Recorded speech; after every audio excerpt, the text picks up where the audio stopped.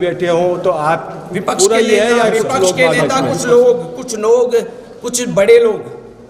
कुछ बड़े लोगों के रिश्तेदार दोहरा चरित्र और भ्रष्टाचार को सबसे बड़ा उजागर करता है। 3 साल की बात कर ली जाए, सीकर शहर के अंदर एक बड़ा काम नहीं हुआ है। हमने देखा कि आज तक 1 रुपए का काम नहीं हुआ। अब तक शहर में खड्डे खुदे पड़े, सीवरेज लाइन के काम नहीं हो रहे। बजट 382.52 करोड़ रुपए का मैंने पेश किया है। नगर परिषद सीकर का वर्ष 2023-24 का बजट सोमवार को सभापति सीमन खान ने पेश किया। इस दौरान सभापति ने 382.52 करोड़ का बजट पेश किया। बजट बैठक शुरू होते ही हंगामे की भेंट चढ़ गई। विपक्ष के पार्षदों ने सभापति के सामने बैठकर शहर के विकास को लेकर चर्चा करने की बात कही, लेकिन सभापति ने बजट पढ़ना जारी रखा और मात्र 15-20 मिनट में ही बैठक पूरी हो गई। सभापति बैठक पूरी कर सभागार से बाहर निकल गए और विपक्षी पार्षदों का दल हंगामा करता रहा। बाहर निकले नेता प्रतिपक्ष अशोक चौधरी ने सभापति पर विपक्ष की बात नहीं सुनने का आरोप लगाया। वहीं वार्ड नंबर 33 के पार्षद राहुल बिल्खीवाल ने भ्रष्टाचार और विपक्ष के नेता पर ही आरोप लगाते हुए उन पर सत्ता पक्ष के साथ मिले हुए होने का मीडिया के सामने आरोप लगाया। राहुल बिल्खीवाल ने फतेहपुर रोड पर रोडवेज बस स्टैंड की जमीन के मामले में भ्रष्टाचार के आरोप लगाए। बिल्खीवाल ने सत्ता पक्ष के साथ साथ विपक्ष को भी आड़े हाथ ले लिया।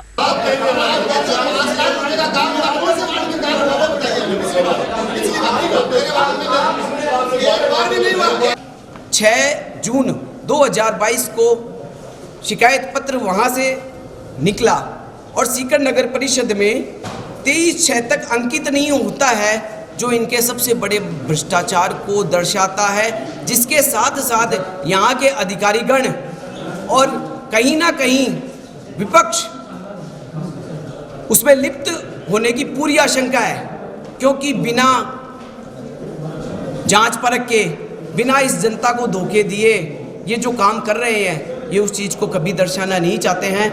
और मैं आपके सामने ये प्रस्तुत कर देना चाहता हूँ, ये 17/5 इनकी जो ऑर्डर सीट होती है, जिसको आदेशिका कहा जाता है, तहसीलदार को भी सिर्फ लेटर जारी किया जाता है, आदेशिका नहीं दी जाती है 17/5/2022 के तहत। और कलेक्टर साहब के जो 6 जून 2022 को लेटर होता है, उसको 23/6 में अंकित किया जाता है। ये सबसे बड़ा भ्रष्टाचार है। आप कह रहे हो विपक्ष इसमें लिप्त है, विपक्ष में आप भी बैठे हो तो आप विपक्ष के नेता कुछ बड़े लोगों के रिश्तेदार इसमें संलिप्त है। और ये सीकर की जनता की जो आम जनता है, जिस तरीके से दूर दराज क्षेत्र में जाने के लिए रेलवे काम आता है, उसी तरह राज्य पथ परिवहन निगम आम जनता के गरीब लोगों के काम आती है, जिसको ये पूरा की ढाणी ले जाने की कोशिश कर रहे हैं। वो बिल्कुल गलत है, सरासर सीकर की जनता के साथ अन्याय है। राहुल बिल्खीवाल, पार्षद वार्ड नंबर 33 सीकर। शहर में खड्डे खुदे पड़े, सीवरेज लाइन के काम नहीं हो रहे हैं। पूरा खड्डे 18 से खुदी हुई है। और हमारे 18 पार्षदों के वार्ड में कोई काम नहीं किया जा रहा है। सिर्फ अल्पसंख्यक वार्डों में काम किया जा रहा है। अल्पसंख्यक वार्डों में हमारा कोई काम नहीं हो रहा है। और ये शादी की सालगिरह मनाई जाती है 13 फरवरी की। मैं तो ये कहता हूँ कि साल में एक बार बजट की मीटिंग होती है, उस मीटिंग की हम तैयारी करते हैं, लोगों की बातें सुन के यहाँ पे आते हैं, लोगों की परेशानियां यहाँ पे हम हमारे माध्यम से यहाँ बताने के लिए आते हैं, और वो मीटिंग 10 मिनट में पूरी मान ली जाती है। ये तो बहुत बड़ा दुर्भाग्य है। क्या लोग इनके ऊपर रखेंगे विश्वास? कितना विश्वास रखेंगे सरकार? तो ये सब कुछ नहीं, ये अपना बहुमत का पूरा फायदा उठा के कोई काम करना नहीं चाहते। पिछली बार का हम जवाब नहीं मांगेंगे। पिछली बार इन्होंने कहा था कि 10-10 लाख रुपए आपके काम के लिए दिए जाएंगे, 3 लाख रुपए जोन के काम के दिए जाएंगे। मैं कहता हूं, इन्होंने 1 पैसे का काम भी अगर किया हो तो आप निकाल के दिखा दो मेरे वार्ड में, मतलब मेरे वार्ड किया गया है, उसको लेकर के क्या कहेंगे, किस तरह का? ये एक प्रकार से इनका जो बजट रहता है, वो ख्वाबों का पुलिंदा रहता है। जिस प्रकार की पुरानी घोषणाएं आज तक अधर के अंदर है और वो घोषणाएं पूरी नहीं हुई, ये पूरा सीकर शहर जानता है। फिर एक बार इन्होंने दिग्भ्रमित करने का प्रयास और एक प्रकार की कोशिश करी। हमने इनसे जवाब जानना चाहा कि जो पुरानी घोषणाएं हैं वो आज तक पूरी हो नहीं पाई है।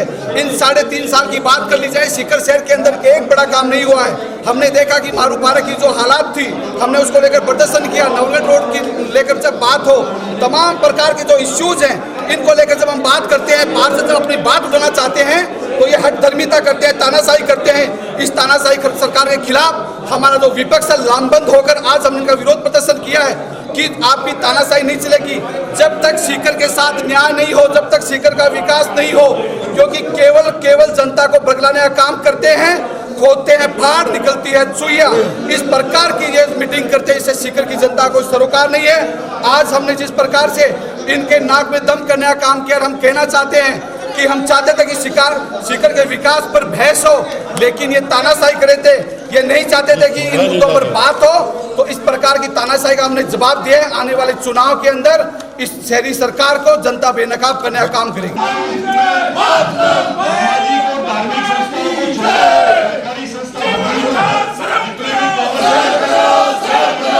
वहीं नगर परिषद के इस बजट के अंदर 22 बिंदु शामिल किए गए, जिनमें नेहरू पार्क में नेहरू बाल भवन, डॉक्टर एपीजे कलाम साइंस पार्क, स्मृति वन में वन्य जीवों के बारे में जानकारी, माधव सागर और मारू पार्क को विकसित करने, गोपीनाथ जी, कल्याण जी के मंदिर और हकीम शाह की दरगाह का विकास, घंटाघर की लाइटिंग से साज सज्जा, रामलीला मैदान सर्किल का विकास, सीकर शहर को येलो थीम पर डेकोरेट करने, कचरा मुक्त शहर करने, स्मृति वन में वॉकवे, पिपराली रोड पर फूड पार्क, नगर परिषद के पुराने भवन में पार्किंग, शिक्षण संस्थानों, हॉस्टल्स का वेरिफिकेशन पोर्टल, तोदी नगर में ग्रुप हाउसिंग योजना, सीकर में क्लब, ऐतिहासिक दरवाजों, धरोहरों का सौंदर्यकरण, सीकर में प्रेस क्लब का निर्माण करने सहित अनेक कार्यों की घोषणाएं की है।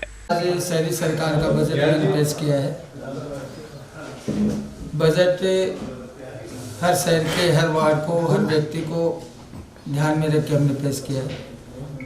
आपका ये शहर नगर परिषद सीकर आज राजस्थान में एक अपनी अलग पहचान रखता है।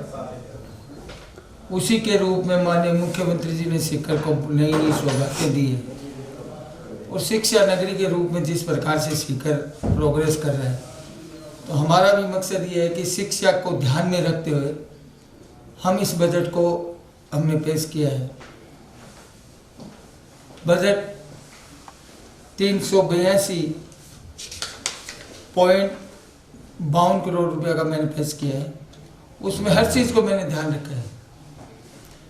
सड़क, नाली और विशेषकर ग्रीनरी और शिक्षा के क्षेत्र में हम क्या क्या चीज़ विकसित कर सकते हैं, जिसके लिए यहाँ पे जो छात्र पढ़ते हैं उनको उससे लाभ मिले। इसमें मैं आपको ये बताना चाहूँगा कि हमारी बजट घोषणा में हमने आज टोटल 81 योजनाएँ हमने नगर परिषद के द्वारा हमने लॉन्च की है और पीछे भी जो हमने घोषणाएं की थी वो लगभग हमारी पूरी हो चुकी और उन पे कुछ पे काम चल रहा है। बजट घोषणा में सबसे पहले नेहरू पार्क में नेहरू बाल भवन विकसित किया जाएगा और एक आधुनिक क्लास का बाल भवन होगा। उसमें छात्रों के लिए खेल सुविधा भी होगी। जो छोटे बच्चे 18 साल से कम उम्र के बच्चों के लिए खेल की सुविधा होगी। उसके लिए मैं आपको कुछ हमारे प्रिंट्स आए हैं, मैं आपको बता देता हूँ। दूसरा में हमने घोषणा की है तोदी नगर, जो आज हमारे सीकर की बड़ी आबादी के अंदर है। साथ साथ में उसी एरिया के अंदर मेडिकल कॉलेज है, स्टेडियम है, स्मृति वन है और भी हमारे जो कोर्ट्स हैं, मिनी सेक्रेटरीट है, बजाज ऑडिटोरियम, सारी की सारी मुख्य जो योजना है सावली रोड पर है। उसमें हमने डॉक्टर मिसाइल मैन एपीजे कलाम साहब के नाम से साइंस पार्क की घोषणा की है। उसमें लागत कम से कम 7 करोड़ रुपए की आएगी नगर परिषद की भूमि के अलावा। तीसरी योजना हमारी है आमजन और बच्चों को मुख्य वन से संबंधित पेड़ों के साथ साथ जानवरों की जानकारी है, तो स्थानीय स्मृति वन में इंटरप्रेटिज्म सेंटर स्थापित करने के कार्य हाथ में लिया गया है। ये घोषणा में हमारे 50 लाख रुपए स्मृति वन में जानवरों की फोटो लगाना, क्योंकि फॉरेस्ट लैंड है, उसी की तरफ पर हमने स्मृति वन को विकसित करने का से। साथ साथ में ये भी बताना चाहूँगा करीबन 1 करोड़ 60 लाख के माध्यम से वॉकवे बनाया जाएगा, जो आधुनिक तट पर जयपुर के सेंट्रल पार्क में जो वॉकवे, ताकि लोगों को घूमने में असुविधा नहीं हो। बुजुर्ग आदमी, नौजवान आदमी जिसके पैरों में दर्द है वो भी उस वॉकवे पे आराम से वॉकवे कर सके। माधव सागर और मारू पार्क ऐतिहासिक ग्रोथ विकसित किए जाएंगे। जैसे आपने देखा नेहरू पार्क हमने पिछले समय विकसित किया, तो उसी तर्ज पर मारू पार्क भी हम जल्दी विकसित करने जा रहे हैं, ताकि इस क्षेत्र के लोगों को उस बात की सुविधा भी मिले और एक सीकर में अच्छा पार्क और डेवलप हो जाए। स्थानीय आमजन की श्रद्धा को ध्यान में रखते हुए पुरानी हमारे ऐतिहासिक धार्मिक स्थल हैं, जिसमें गोपीनाथ जी का मंदिर है, उसमें कल्याण जी का मंदिर है, ये हमारे पुरानी धार्मिक स्थल है। और एक हमारे हकीम साहब की दरगाह है, वो भी पुराने धार्मिक स्थल, उसको सब समाज के लोग आते जाते हैं, हम मानते हैं। उनका भी हम फसाड लाइटों से और भी कई तरीके से हम विकसित करने का काम करें, ताकि उनमें एक नया रोशनी के रूप में उभर के आए। घंटाघर हमारे पुराना एक धरोहर है, उसको भी हम फसाड लाइटों से सजा करके आम जन को ऐसा लगे कि हमारा भी कोई घंटाघर है और उसको देखने में अच्छी अनुभूति पेश करें। चौथा है हमारा सबसे बड़ा धार्मिक स्थल रामलीला मैदान। रामलीला मैदान जिसमें रामनवमी भी होती है, रामलीला भी होती है, और कई हमारे त्यौहार है जो रामलीला मैदान में किए जाते हैं। उसके ध्यान में रखते हुए धार्मिक रूप से रामलीला मैदान के सर्किल को हम विकसित करेंगे, जो आने वाले समय 2-3 महीने में आपको एक अच्छा देखने को मिलेगा, जिसमें सबकी आस्था वहाँ जुड़ी हुई है। रामलीला मैदान है, रावण दहन भी वहाँ होता है रामलीला में मैदान में, उसी लुक में हम सजाने का उसका प्रयास